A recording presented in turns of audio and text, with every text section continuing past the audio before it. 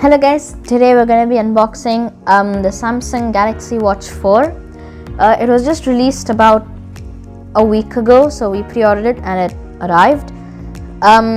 So this is a Bluetooth watch with Wi-Fi and GPS, and it can only be used with a smartphone with Android 6 or higher. So this is a green color watch and it's made in Vietnam.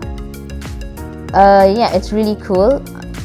And it's sealed, so be careful. If your watch is not sealed, then contact your retailer. And yeah, let's get into it.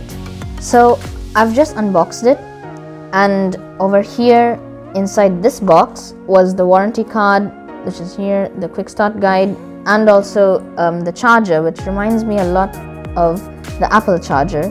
And on that box over there I got the watch itself, which is dark green. So I skipped through a few parts because I had to do lots of configurations, like connecting it to my phone and like setting the language and the region. It gave me a quick tour. So basically, if you swipe up to down, you'll get all your little icons for maybe switching on your flashlight or your settings. And then you just need to swipe it back to go back home. Then over here, from left to right, here you get all your notifications, which is pretty neat. Then down to up, you get your apps, and to reorder your apps, you just hold down on the apps and then you drag and your apps get reordered.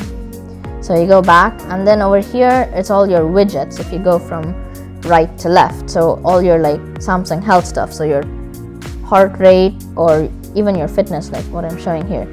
And if you just want to go home, you just click the home button, which goes to your watch face.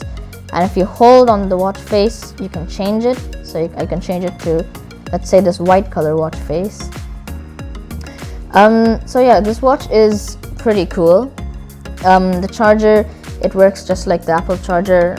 You just put the watch on it and it starts to charge. Yeah, you can check out all the settings on the phone, on your watch phone, on your watch app on your phone.